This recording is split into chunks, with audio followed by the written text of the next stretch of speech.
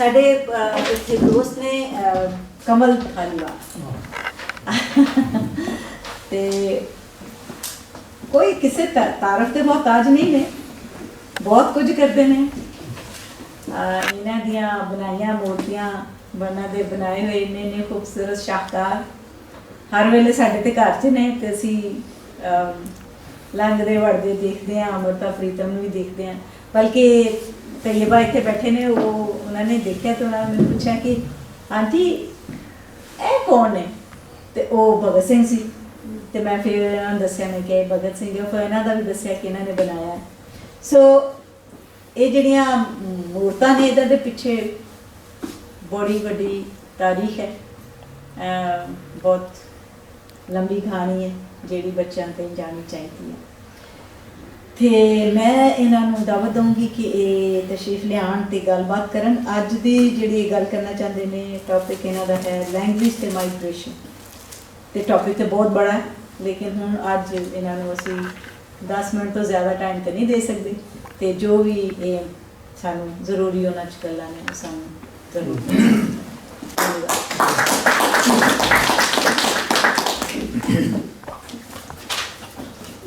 ये 10 मिनट वाला तुसी जो बात है, पहले तुसी मैंने 5 मिनट कहा मैंने पता है कि 5 मिनट कहनी है 10 मिनट लेंदे, मैं 10 मिनट कहूँगी तो 5 मिनट मुका देंगे।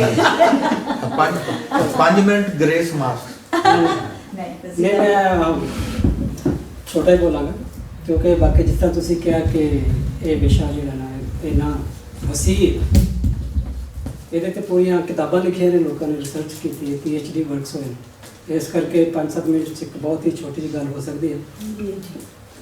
और लेकिन होएगी रिसर्च बेस्ड ही जाहिर है, क्योंकि मजमून ही इस तरह का है। और उसके अलावा मैं जिस तरह इन्होंने मेरा तारुफ कराया कि मैं एक मुसव्विर हाँ, मैं कुछ भाषा पर भी काम कर रहा, ज़बान पर भी, और एक जी कोई अगली किताब जी स्पैसीफिकली लैंग्वेज से मैंने लगता कि होपफुली नैक्सट ईयर जो ये दिन होएगा इतने होएगी। ये मैं कर रहा जी structural approach to Punjabi as a foreign language. कोई तकरीबन 250 पेज की होगी, ये जिन्हें भी साड़ी जी प्रैक्टिकल यूजेज ऑफ लैंग्वेज है पंजाबी का, उसनों जिस तरह तुसी किया 3 एक पंजाबी शाहमुखी जी ओदा पैरलल इंग्लिश ते और जो पंजाबी च लिखा उन्होंने रोमन और रोमन भी जी प्रॉपर रोमन जी कि लिंग्विस्टिक्स दे विच वरती जाती है विद डायक्रिटिकल मार्क्स। वो डायक्रिटिकल मार्क्स में किस तरह पढ़ना वह भी एक छोटा जिहा चैप्टर है, क्योंकि हर एक की बस की गल नहीं। लेकिन जे तुसी भाषा नूं एक विदेशी भाषा के तौर पर, एक फॉरेन लैंग्वेज के तौर पर समझना, तो तुहानूं जी वो सारी चीज़ां भी पहला वो टूल भी तुहानूं जिहड़े जे तुसी मुसव्विर बनना तो पहला ब्रश का भी पता सीखना पैगा भी फड़ना किस तरह। वो सारा जिहड़ा उहदे विच मैं एक्सप्लेन किया है। तो मैनूं लगदा है कि मैं अगले कुछ महीनों के विच ये किताब जिहड़ी है कि मैं हुणे अगले महीने जा रहा इंडिया च, उत्थे अपने पब्लिशर में मिल के तो ऑलमोस्ट कम फाइनल है। बहुत अच्छा। तो जिहड़ा इहदे विच इस तो पहला ये तो तकरीबन 250 पेज की किताब है। इस तो पहला एक छोटा जिहा मेरा आर्टिकल सी तकरीबन 15 पेज का जिहड़ा छपया भी सी पंजाबी दे मैगजीन च, वो सी उहदे विच एक छोटा जिहा उहदे च कई सैक्शन है। एक सैक्शन सी भाषा ते प्रवास, वो सैक्शन ही मतलब तकरीबन 4-5 पेज का सी। उहदे च मैं इन्हां दे कहने मुताबिक थोड़े जे कुछ नुक्ते जिहड़े ने बनाए सी कि भाषा और प्रवास दा की आपस में रिश्ता है। शब्द जिहड़ा प्रवास है, जिहड़े बहुत सारे दोस्तों ने जिस नाम पता हो माइग्रेशन, परवास, वास वसना होंदा ते पर होंदा पराया, पराई थां ते जाके वसन नूं असीं परवास कहने हैं। ते साडे जिहड़े चढ़दे पंजाब च ते लफ्ज़ आम ही सारिਆਂ ਨੂੰ समझ आ जांदा।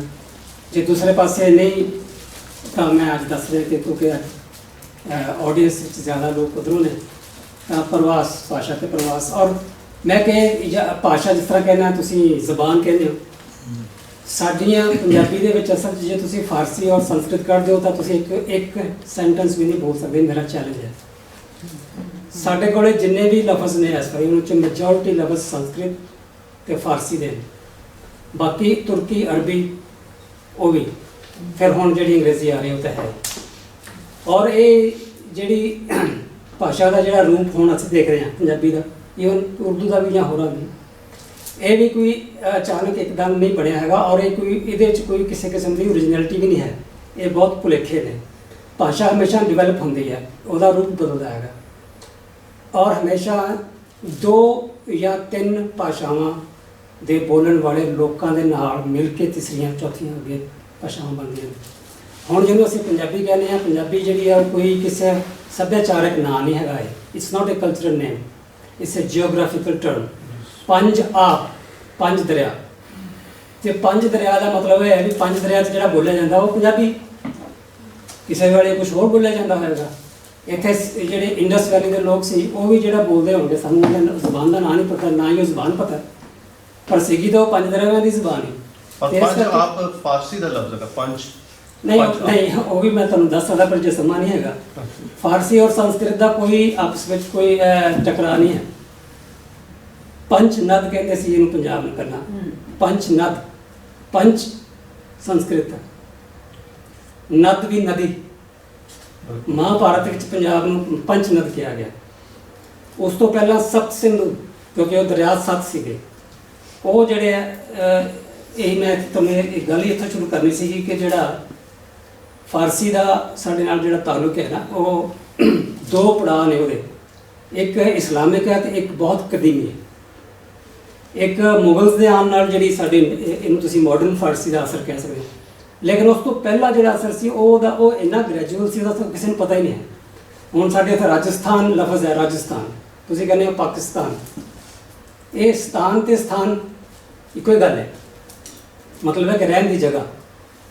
ਤਾਂ ਸਥਾਨ ਜਿਹੜਾ ਉਹ ਫਾਰਸੀ ਵਾਲੇ ਪਾਸੇ ਲੈ ਤੇ ਸਥਾਨ ਜਿਹੜਾ ਉਹ ਸੰਸਕ੍ਰਿਤ ਵਾਲੇ ਪਾਸੇ, ਕਿਉਂਕਿ ਇਹ ਜਿਹੜੀ ਫਾਰਸੀ ਦਾ ਜਿਹੜਾ ਮੁੱਢ ਹੈਗਾ ਉਹ ਅਵਸਥਾ ਇਹਨਾਂ ਦੀ ਜ਼ੁਬਾਨ ਸੀ ਉਸ ਇਲਾਕੇ 'ਚ।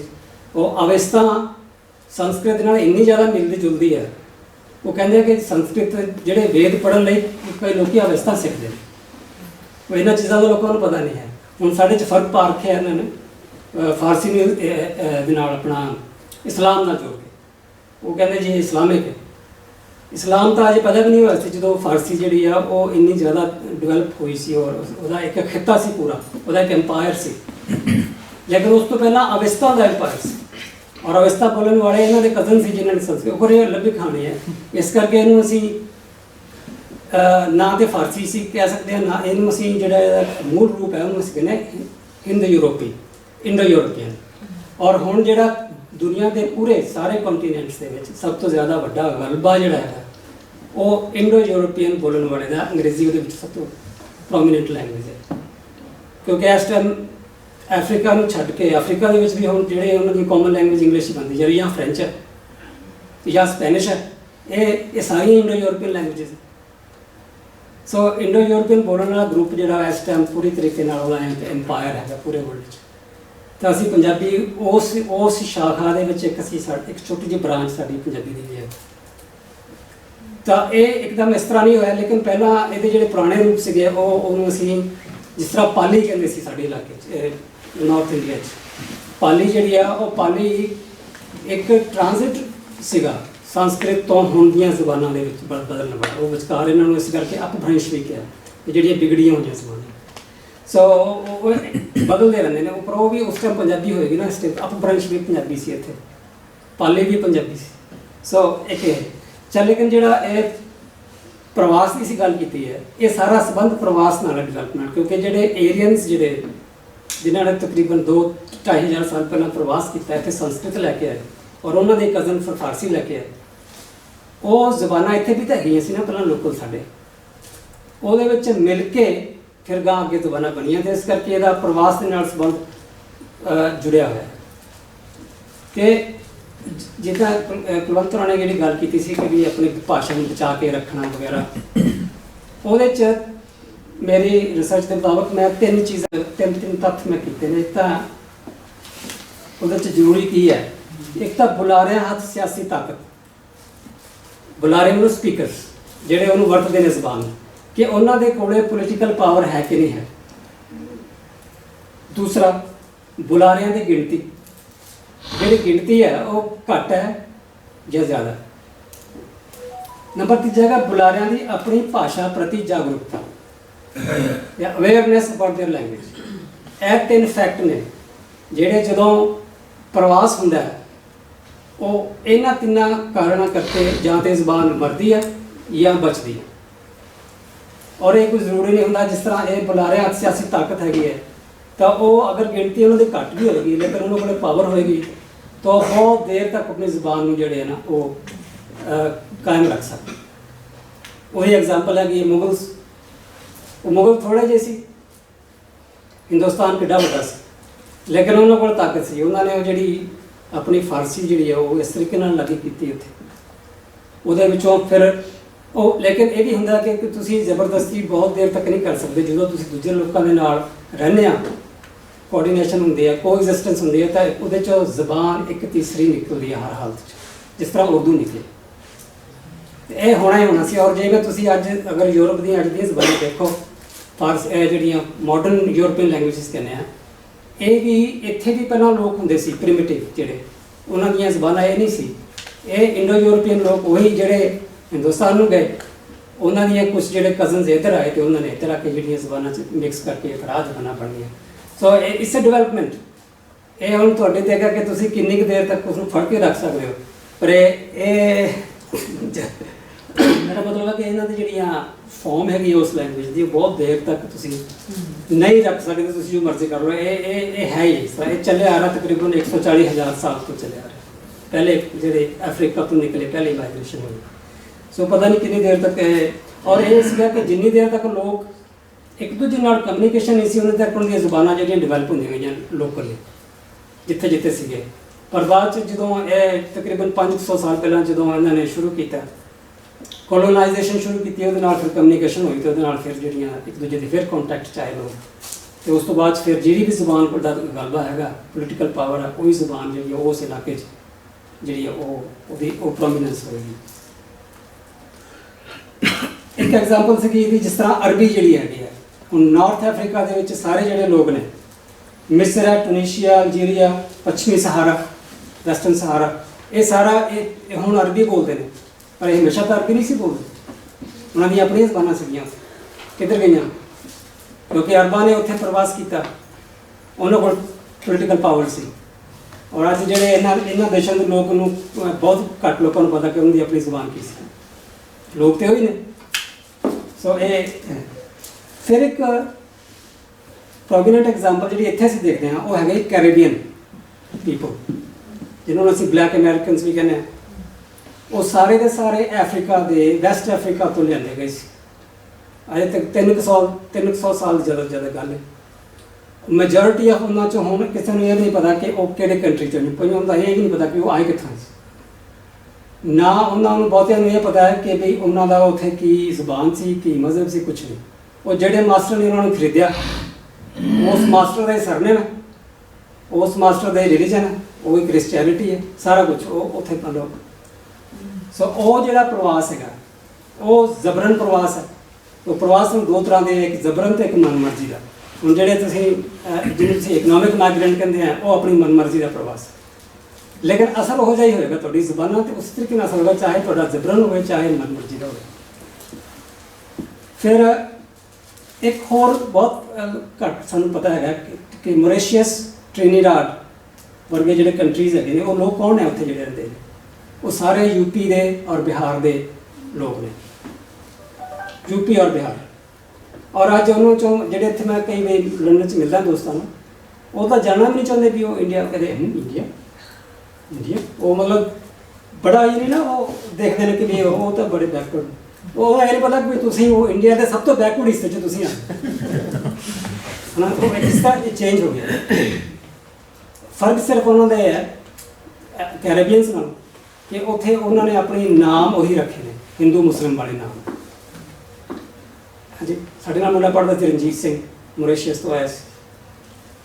ਤਾਂ ਇਸ ਕਰਕੇ ਉਹਨਾਂ ਨੂੰ ਹੋਰ ਕੁਛ ਨਹੀਂ ਪਤਾ, ਉਹ ਫਰੈਂਚ ਬੋਲਦੇ ਨੇ, ਉਹਨਾਂ ਦੀ ਮਾਦਰੀ ਜ਼ਬਾਨ ਹੁਣ ਫਰੈਂਚ ਬੋਲਦੇ ਨੇ। ਸੋ ਉਹ ਵੀ ਇੱਕ ਜ਼ਬਰਨ ਪ੍ਰਵਾਸ ਸੀ ਕਿ ਉਹਦੇ ਵਿੱਚ ਕਿਸ ਤਰੀਕੇ ਨਾਲ ਨਿਊਟਰਲਾਈਜ਼ ਹੋਇਆ ਕਿ ਸਾਰਾ ਪਿੱਛੋਂ ਦੀ ਜ਼ਬਾਨ ਖਤਮ ਹੋ ਗਈ।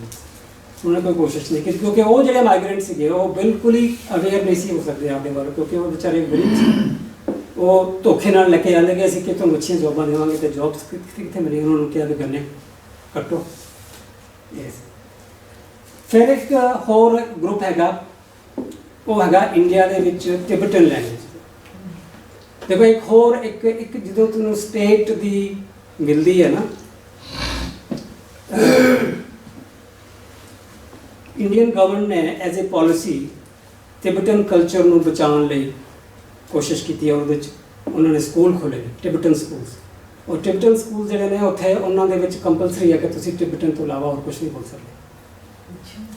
ਇਹ ਜ਼ਿਆਦਾ ਹਿਮਾਚਲ ਤੇ ਉਹਨਾਂ ਕੋਲ ਬਹੁਤ ਸਾਰੇ ਉਦੋਂ ਰੈਫਿਊਜੀ ਸੀਗੇ ਜਦੋਂ ਚਾਈਨਾ ਨੇ ਅਟੈਕ ਕੀਤਾ ਔਰ ਉਹ ਦਲਾਈ ਲਾਮਾ ਨੂੰ ਉੱਥੋਂ ਭਜਾਇਆ, ਤਾਂ ਫਿਰ ਜਿਹੜੇ ਉਹਨਾਂ ਕੋਲ ਕੁਝ ਬਚਦੇ ਸੀ, ਕਾਫੀ ਸਾਰੇ ਲੋਕ ਕਰਨਾਟਕ ਵਿੱਚ ਭੇਜੇ। ਕਿੱਥੇ ਮੈਸੂਰ, ਕਿੱਥੇ ਉਹ ਹਿਮਾਲਯਨ ਕਿੰਗਡਮ ਵਿਚਾਰਾ, ਤੇ ਕਿੱਥੇ ਉਹ ਸਾਊਥ ਇੰਡੀਆ ਦੀ ਗਰਮੀ। ਲੇਕਿਨ ਉੱਥੇ ਹਾਲੇ ਵੀ ਉਹਨਾਂ ਦੇ ਪੂਰੇ ਉਹ ਕੈਂਪਿੰਗ ਹੈਗੀ। ਉਹ ਮੈਸੂਰ ਦੇ ਇਲਾਕੇ 'ਚ ਮੈਂ ਦੇਖਿਆ, ਉੱਥੇ ਵੀ ਉਹਨਾਂ ਦੇ ਸਕੂਲ ਨੇ। ਲੇਕਿਨ ਇੰਨੀ ਜ਼ਿਆਦਾ ਪੈਟਰਨੇਜ ਹੋਣ ਦੇ ਬਾਵਜੂਦ ਵੀ, ਕਿਉਂਕਿ ਉਹਨਾਂ ਦੀ ਗਿਣਤੀ ਇੰਨੀ ਘੱਟ ਹੈ ਔਰ ਇੰਡੀਆ ਇੰਨਾ ਵੱਡਾ, ਇੰਨੇ ਜ਼ਿਆਦਾ ਲੋਕ ਨੇ, ਉਹਨਾਂ ਦੇ ਆਸ-ਪਾਸੇ ਹਿੰਦੀ ਬੋਲਣ ਵਾਲੇ, ਪੰਜਾਬੀ ਬੋਲਣ ਵਾਲੇ, ਪਹਾੜੀ ਬੋਲਣ ਵਾਲੇ, ਕੰਨੜ ਬੋਲਣ ਵਾਲੇ। ਸੋ ਨਾਓ ਦੇ ਆਰ ਮਲਟੀ ਬਾਇਲਿੰਗੁਅਲ।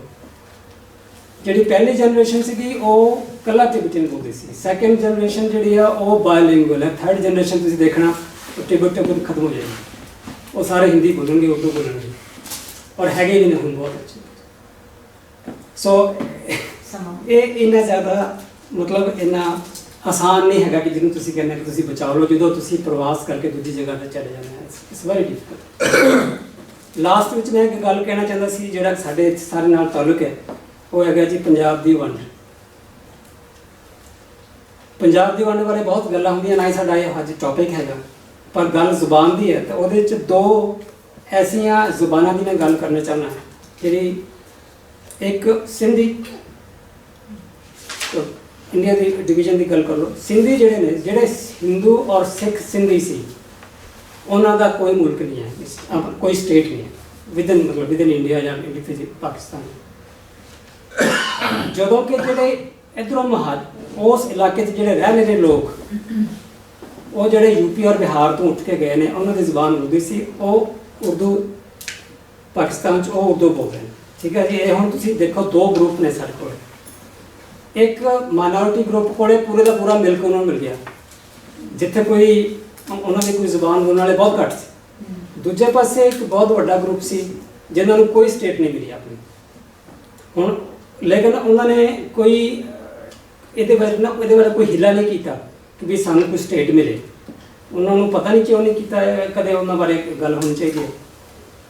ਉਹਨਾਂ ਨੂੰ ਗੁਜਰਾਤ 'ਚ, ਮਹਾਰਾਸ਼ਟਰ 'ਚ, ਬੰਬੇ ਏਰੀਆ 'ਚ, ਉੱਥੇ ਔਰ ਇੰਡੀਆ 'ਚ ਕਿਤੇ ਵੀ ਉਹ ਜਿੱਥੇ ਜਾਣਾ ਚਾਹੁੰਦੇ ਉਹ ਵੱਸ ਗਏ ਨੇ। ਮੈਂ ਹਿਮਾਚਲ 'ਚ ਦੇਖੇ ਨੇ ਬਹੁਤ ਫੈਮਿਲੀਜ਼, ਉਹਨਾਂ ਦੇ ਬੱਚਿਆਂ ਨੂੰ ਕੁਝ ਨਹੀਂ ਪਤਾ ਕਿ ਸਿੰਧੀ ਜਿਹੜੇ ਆ ਕੋਈ ਜ਼ੁਬਾਨ ਦਾ ਉਹਨਾਂ ਨੂੰ ਕੁਝ ਨਹੀਂ ਪਤਾ, ਕਿਉਂਕਿ ਨਾ ਉਹਨਾਂ ਕੋਲ ਸਕ੍ਰਿਪਟ, ਨਾ ਸਾਰੇ ਉਹ ਜਿਹੜੀ ਸਟੇਟ 'ਚ ਰਹਿੰਦੇ ਨੇ।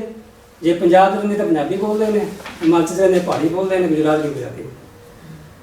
ਸੋ ਉਹਨਾਂ ਕੋਲੇ ਕੋਈ ਇਸ ਟਾਈਮ ਆਪਣੀ ਨਾ ਜ਼ੁਬਾਨ ਹੈ। ਜਦੋਂ ਕਿ ਜਿਹੜੇ ਉਰਦੂ ਬੋਲਣ ਵਾਲੇ ਸੀ ਉਹ ਹੁਣ ਇੱਕ ਐਸੇ ਮੁਲਕ 'ਚ ਆ ਗਏ ਨੇ ਜਿਸ ਮੁਲਕ ਦੀ ਜਿਹੜੀ ਹੈ ਨੈਸ਼ਨਲ ਲੈਂਗੁਏਜ ਉਰਦੂ ਹੈ, ਜਿਹੜੀ ਉਹਨਾਂ ਦੀ ਜ਼ੁਬਾਨ ਸੀ।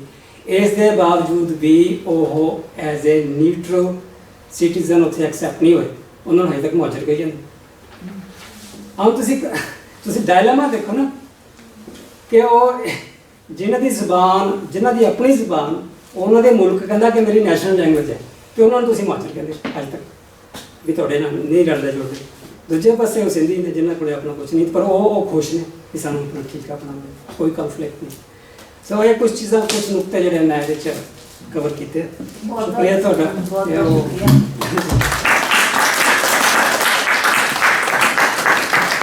ਇੰਨਾ ਦਿਲਚਸਪ ਟੌਪਿਕ ਹੈ ਕਿ ਮੈਂ ਬੜਾ ਦਿਲ ਕਰਦਾ ਹੈ ਕਿ ਠੀਕ ਹੈ ਇਹਨਾਂ ਤੋਂ ਹੋਰ ਜਾਣਿਆ ਜਾਏ। ਮੇਰਾ ਤਾਂ ਸਵਾਲ ਬਣਦਾ ਪਿਆ ਸੀ ਕਿ ਜਿੱਦਾਂ ਤੁਸੀਂ ਦੱਸ ਰਹੇ ਹੋ, ਤੇ ਸਾਨੂੰ ਅੱਜ ਤੇ ਇਹ ਪਤਾ ਲਾਉਣ ਦੀ ਲੋੜ ਸੀ ਕਿ ਅਸੀਂ ਪੰਜਾਬੀ ਕਿੱਦਾਂ ਆਪਣੇ ਬੱਚਿਆਂ ਨੂੰ ਪੰਜਾਬੀ ਪੜ੍ਹਾਈਏ, ਉਹ ਕਿਹੜੇ ਤਰੀਕੇ ਆ ਕਿ ਅਸੀਂ ਆਪਣੇ ਬੱਚਿਆਂ ਨੂੰ ਜਾਂ ਅਗਲੀ ਨਸਲ ਜਿਹੜੀ ਆ ਉਹ ਇਸ ਪਾਸੇ ਆਵੇ। ਅਸੀਂ ਤਾਂ 2 ਸਾਲ ਤੋਂ ਥੋੜਾ ਜਿਹਾ ਛੋਟਾ ਜਿਹਾ ਗਰੁੱਪ ਕੋਸ਼ਿਸ਼ ਕਰ ਰਹੇ ਹਾਂ, ਤੇ 2-4 ਲੋਕ ਕੋਈ ਨਿਕਲ ਆਏ ਨੇ। ਲੇਕਿਨ ਬਹਰਹਾਲ ਇਹ ਤੇ ਐਸੀਆਂ ਗੱਲਾਂ ਨੇ ਕਿ ਇਹਨਾਂ ਤੇ ਬੜੀ ਲੰਬੀ ਡਿਸਕਸ਼ਨ ਦੀ ਲੋੜ ਆ। ਔਰ ਪਰ ਬਹੁਤ ਮਜ਼ਾ ਆਇਆ, ਬਹੁਤ ਸ਼ੁਕਰੀਆ। ਬਾਕੀ ਸਿਰਫ ਇੰਨੀ ਗੱਲ ਮੈਂ ਕਹਿਦਾ ਕਿ ਜਿਹੜਾ ਮਹਾਜਰ ਲੋਕੀ ਨਹੀਂ ਕਹਿੰਦੇ, ਉਹ ਖੁਦ ਹੀ ਆਪਣੇ ਆਪ ਨੂੰ ਮਹਾਜਰ ਕਹਿੰਦੇ ਨੇ। ਅਸੀਂ ਤੇ ਅੱਜ ਵੀ ਕਹਿੰਦੇ ਆ ਕਿ ਵੀ ਤੁਸੀਂ ਹੁਣ ਆ ਗਏ ਹੋ ਇੱਥੇ, ਤੇ ਤੁਸੀਂ ਇੱਥੇ ਦੇ ਬਣ ਕੇ ਰਹੋ। ਬਹਰਹਾਲ ਸਿੰਧੀ ਬਣੋ ਜਾਂ ਪਾਕਿਸਤਾਨੀ ਬਣੋ, ਜੋ ਵੀ ਬਣੋ।